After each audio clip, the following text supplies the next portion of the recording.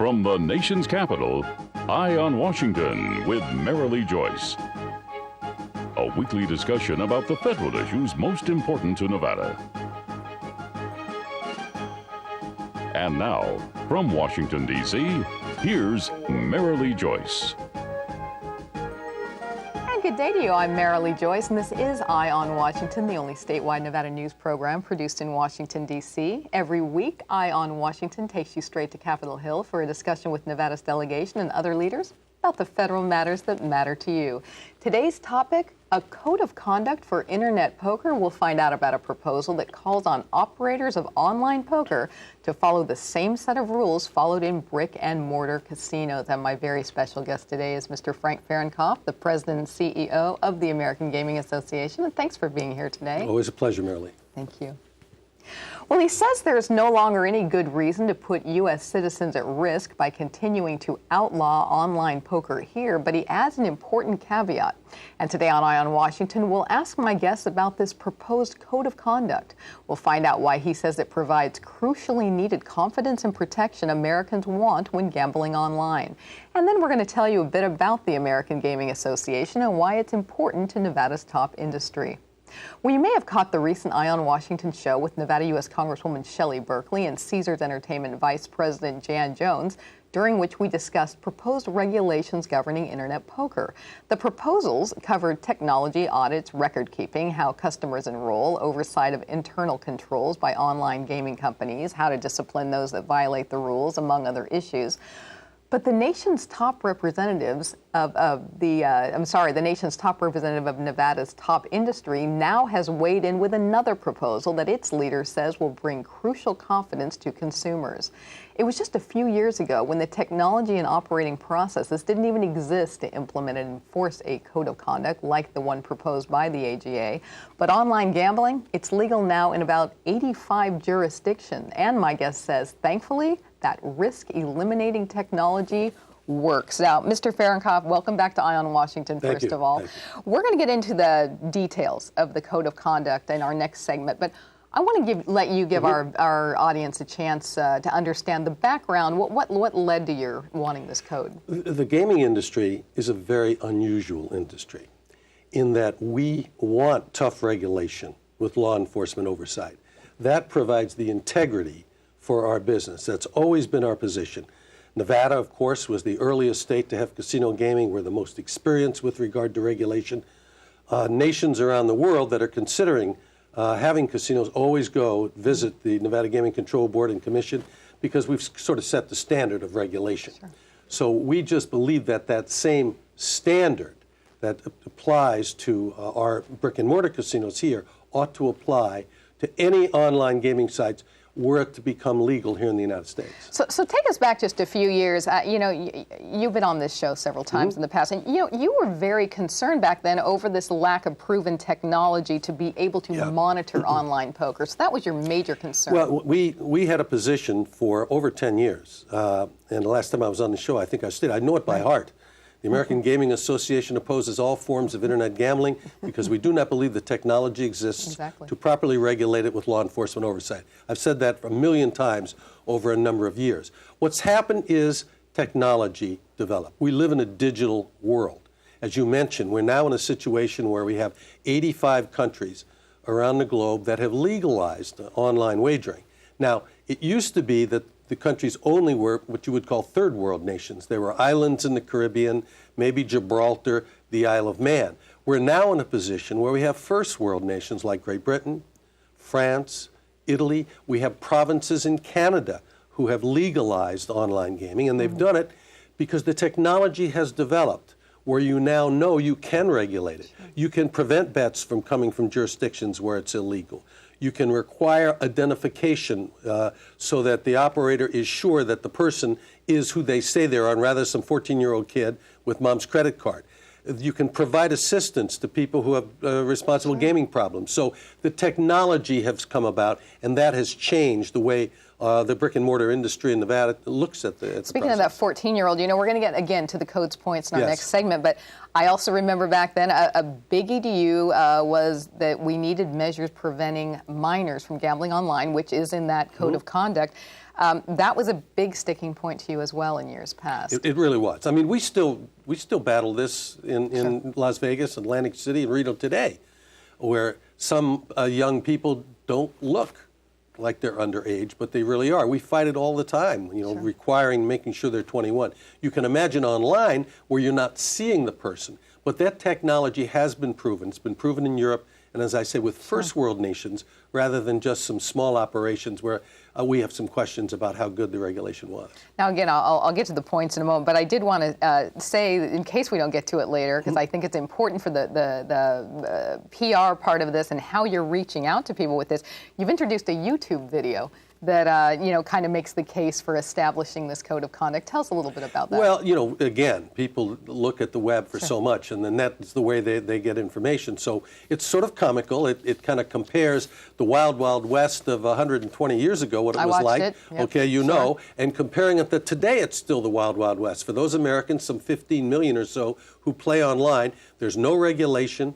There's no one there to protect consumers. There's no taxes being paid. And so we made that comparison so that we can hopefully educate some people on the Hill that now's the time to change. If I can give an opinion, I actually thought it was very good and fun. Much. We are going to come right back to Eye on Washington, and we're going to detail that code of conduct for you. Stay with us. You're watching Eye on Washington with Marilee Joyce.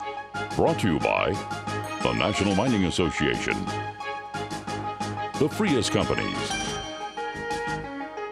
Caesars Entertainment, NV Energy, the Las Vegas Convention and Visitors Authority, Western Lithium Corporation, and Skyline Restaurant and Casino. America's minerals have made us a nation of self-reliant dreamers, shaping our world and the endless ways we enjoy it. But red tape often forces us to import more than half the minerals we depend on. Minerals we already have. We don't import our dreams. Shouldn't that go for our minerals, too? The National Mining Association. Learn more at nma.org.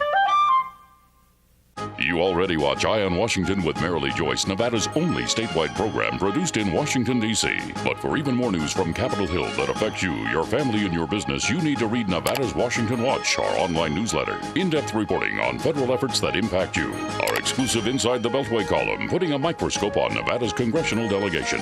Guest editorials about what Nevada needs from the Hill. Nevada's Washington Watch, your watch on Washington. Subscribe today at nevadaswashingtonwatch.com. Heads we go, tails we stay. A coin flip. That's how it all began for what is now Nevada's largest transportation provider. Charlie Frias, with a can-do spirit and support of his loving wife Phyllis, bought ABC Union Cab in 1966. They then parlayed 5 cabs into a fleet of nearly 1,000. And today, Frias has over 2,000 employees and was recently voted Las Vegas's best company to work for. Frias, safe, reliable, simply the best.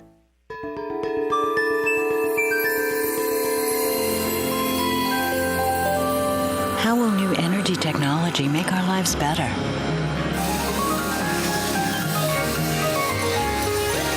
Will geothermal, wind, and solar energy be a bigger part of our future? Yes. And soon it will all be in our backyard. Learn more at nvenergy.com.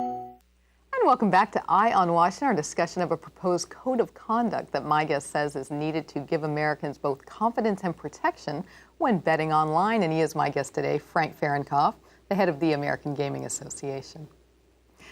Let's look a bit more closely now at that code of conduct that my guest's association calls crucial as officials set about to regulate online poker.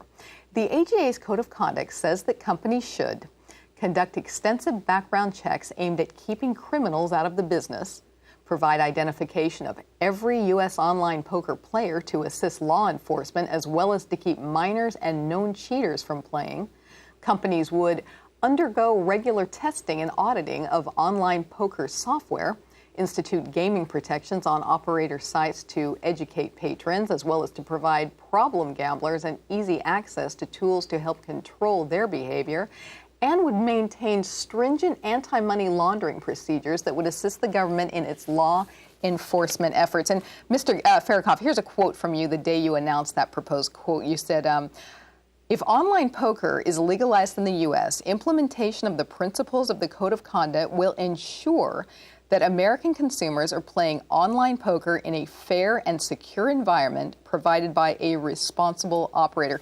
And it was really that uncertainty about operators being responsible, honest, regulated that bothered you from the start. Well, we go back to the word I talked about a little while ago, integrity. The integrity of our business. It's key. We're a cash business. I mean, it's very important to have that integrity. And the success, I mean, we've had legalized casino gaming in Nevada since the early 30s, and we've developed the reputation and regulation. New Jersey then followed as the second jurisdiction, and it was that tough regulation that provides the integrity. Much of what is in the code that you just read is in the Code of Conduct that has been signed by our brick and mortar casinos now, and which is required by the regulatory regimes throughout the United States. So we're just saying, if it becomes legal, the same standard of tough regulatory control to provide integrity must be there. And it's even more important, I think, in the online situation than it is when you're sitting across from a dealer, in Las Vegas, because of the uncertainties of the technology. Sure. But I think that technology has been proven. I know that, for example, that the Nevada Gaming Control Board has had contact with Alderney, which is a very well-regulated jurisdiction connected with Great Britain. And so I think that the regulators are more comfortable now that that technology is there. You know, I should mention that the code, that code point on assistant to law enforcement, aiming at keeping kids and criminals out of the game, it also calls for companies to keep tabs on consumers from unlawful jurisdictions so they can't play. What are some examples of these jurisdictions? What would probably happen is this. If, in fact, this Congress passes a bill to legalize online poker, it'll be what we call a state opt-in situation.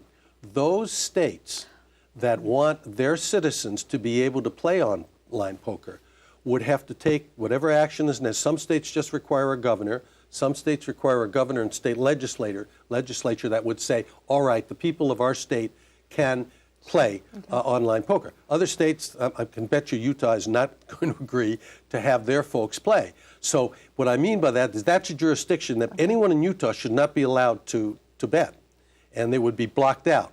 That's the sort of technology that exists to block out jurisdictions where it's illegal for their citizens to play. And it's been proven, as I've said, in Europe. And the same sort of technology would be used to make sure that minors are not involved. Interesting. Let's talk also about that anti-money laundering provision. It's another concern you've shared over the years. What exactly do you want companies to do here? Well, what we've got to be careful of, and it's why we feel the time has come with technology. We know that there's about 15 million Americans every year wagering online. The government of the United States has said for years it's against the law. But it's not against the law for them. In other words, it's legal for you right now, Marilee, to go online and place a wager with one of these offshore websites. What is illegal, if I'm an American company, to provide you that service so that you can bet. So that's what forces Americans to go offshore, because no one legally can provide that service. So here's something that's not illegal for U.S. citizens to do. It is illegal, however, for an operator to provide that service within the United States to you. So we view this as a law enforcement piece of legislation, not only to make sure that those offshore websites, and we know there's over 1,000 of them, that are accepting bets from U.S. citizens. And with the recent indictments and the recent civil cases that have been filed against two companies, Full Tilt and Party Poker, show that these operators offshore are not providing the protection.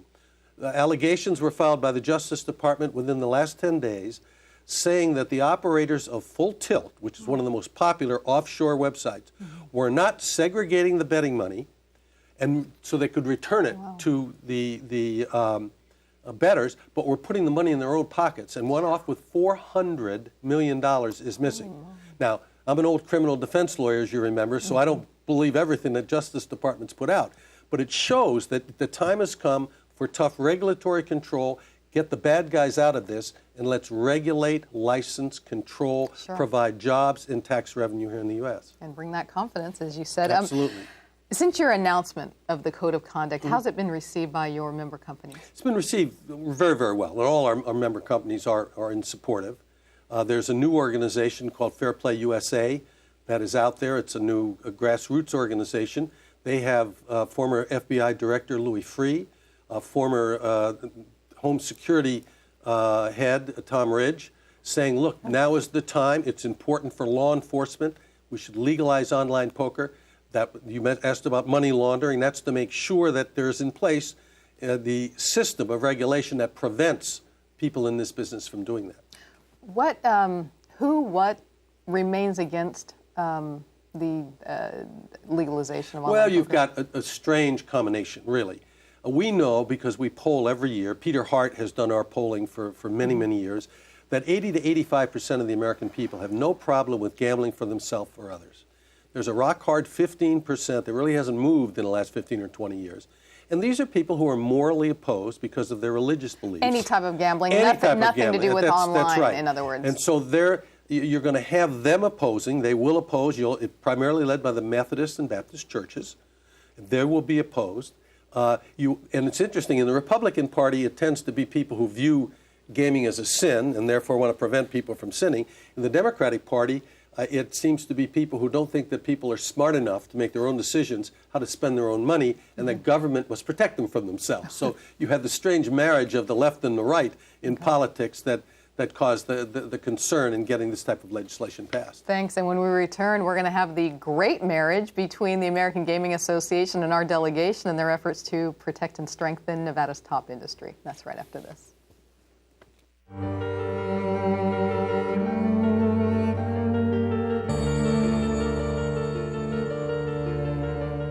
Every day, thousands of people in northern Nevada don't get enough to eat. 1 out of 5 children in northern Nevada go to bed hungry every night. But you can do something about it. Catholic Community Services of Northern Nevada has been providing help and creating hope in our community for more than 65 years. By donating food, time, or money, you can make a difference in a hungry person's life. When you make your generous donation to St. Vincent's Dining Room and St. Vincent's Food Pantry, you're helping to fight the scourge of hunger in northern Nevada. In these tough economic times, now more than ever, we need to help those less fortunate. To find out how you can donate to St. Vincent's Dining Room and St. Vincent's Food Pantry, call, click, or stop by, and together we can end hunger in northern Nevada.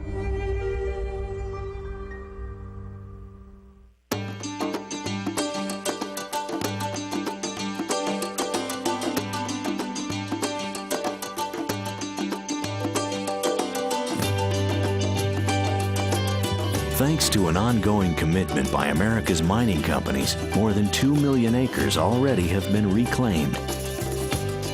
To learn more about reclamation or other aspects of mining, visit nma.org, the National Mining Association.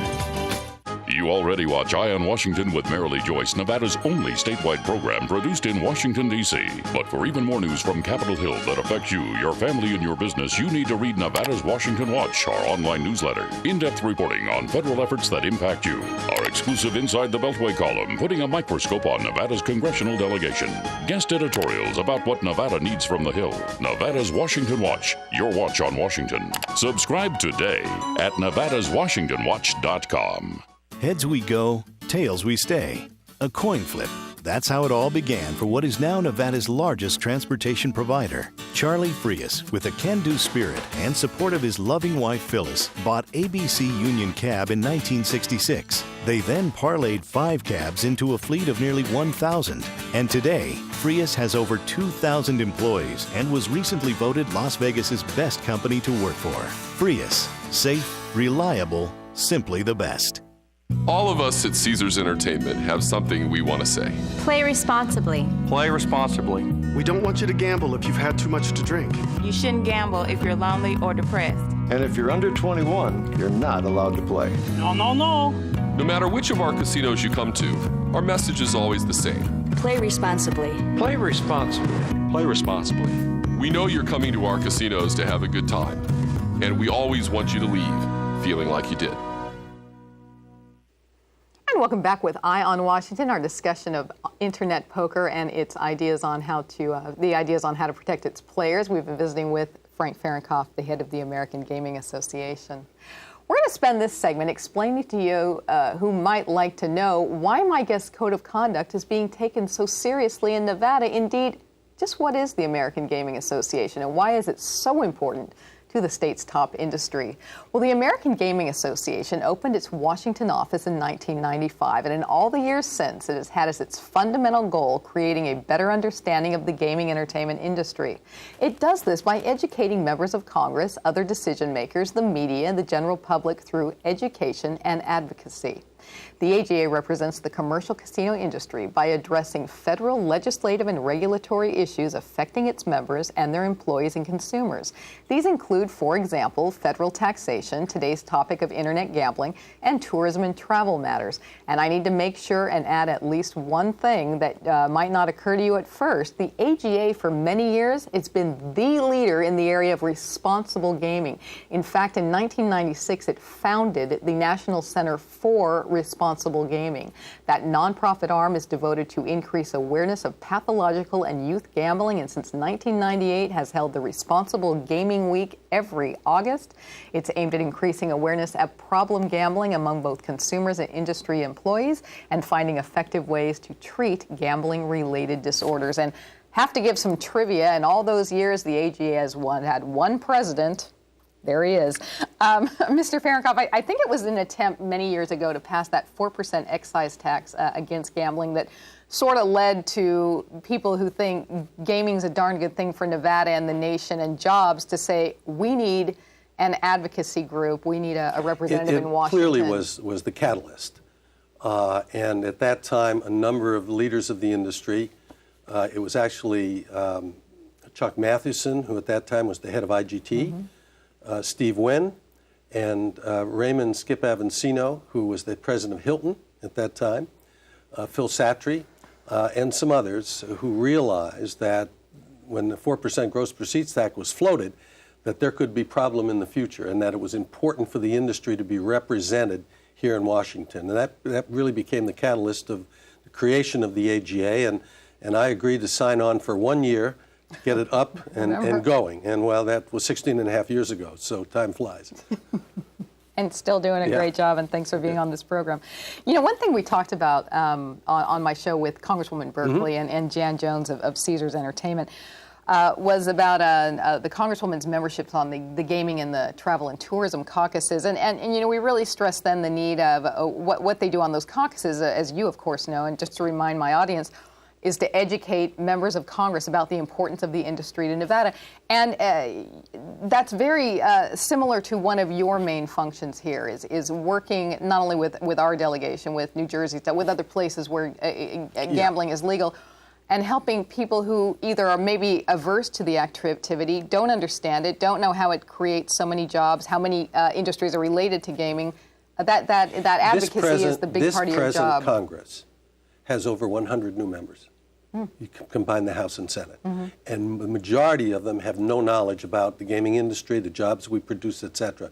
So this new Congress, we spent a tremendous amount of time up here on the Hill, not only talking about internet wagering, but talking about the importance of our industry to their communities, you know, jobs, whether or not it's a company that produces chairs like this for our hotel casinos. Sure. So that's a very important part of our job. And in a recession, very important. Jobs are it. We are about out of time in this segment. I wanted you to take maybe 30 seconds or so. Maybe just name one of the biggest or most interesting efforts you've fought for or advocated for on behalf of gaming since you've been there. Well, I don't think there's any question that the creation of the National Center for Responsible Gaming was the number one thing that has driven us and has been so very, very successful. We didn't know back, you know, years ago when we were created how many people can't gamble responsibly and who need help. And we as an industry stepped up to the plate and said we have to do our best to help them. We now know from many studies it's about 1% of the population. Our industry has put millions of dollars into peer-reviewed research and it's been just a tremendous accomplishment, one that I'm tremendously proud of. My company's Nevada's Washington Watch newsletter. We've actually interviewed the head of that center, and it's amazing how much they've done for people who are addicted, and it is a good thing. We're going to have our final moments together on Eye on Washington right after this. All of us at Caesars Entertainment have something we want to say. Play responsibly. Play responsibly. We don't want you to gamble if you've had too much to drink. You shouldn't gamble if you're lonely or depressed. And if you're under 21, you're not allowed to play. No matter which of our casinos you come to, our message is always the same. Play responsibly. Play responsibly. Play responsibly. We know you're coming to our casinos to have a good time, and we always want you to leave feeling like you did. America's minerals have made us a nation of self-reliant dreamers, shaping our world and the endless ways we enjoy it. But red tape often forces us to import more than half the minerals we depend on. Minerals we already have. We don't import our dreams. Shouldn't that go for our minerals, too? The National Mining Association. Learn more at nma.org. You already watch Eye on Washington with Marilee, Joyce, Nevada's only statewide program produced in Washington, D.C. But for even more news from Capitol Hill that affects you, your family, and your business, you need to read Nevada's Washington Watch, our online newsletter. In-depth reporting on federal efforts that impact you. Our exclusive Inside the Beltway column, putting a microscope on Nevada's congressional delegation. Guest editorials about what Nevada needs from the Hill. Nevada's Washington Watch, your watch on Washington. Subscribe today at nevadaswashingtonwatch.com. Built on a fleet of just 5 cabs bought in 1966 by founder Charlie Frias, Frias Transportation is now Nevada's largest transportation provider. Today, Frias has a fleet of nearly 1,000 vehicles and more than 2,000 employees. As an industry and community leader, Frias continues to create the future of transportation technology and management and actively supports the community, continuing the legacy of quality service in the Las Vegas Valley. Simply the best.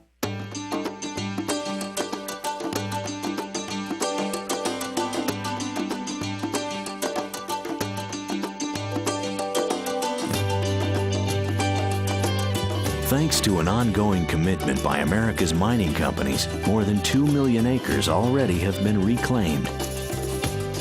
To learn more about reclamation or other aspects of mining, visit nma.org, the National Mining Association. And we are back with our closing segment of Eye on Washington. Mr. Fahrenkopf, as we close out today's show, what do you see as the top gaming issues coming in 2012? The number one issue is to get this economy back up, get people with discretionary income so that they'll come, continue to visit and gamble and see the shows and be involved in the retail that we have. It's a remarkable thing. People are still coming with a very tight budget. The other question is this whole question of, we don't have time now, we can do a separate show, is off-reservation Indian wagering, and that's one that we should talk about. Sir, I think you've just committed yourself to coming back to Eye on Washington. I know my audience and I hope so, and that does wrap up this week's Eye on Washington. Be sure to join us next time for more federal matters that matter to you in Nevada. For news anytime, check out our website, joycecommunications.com. Thanks for joining us on Eye on Washington. I'm Marilee, Joyce in Washington, D.C. Have a good day.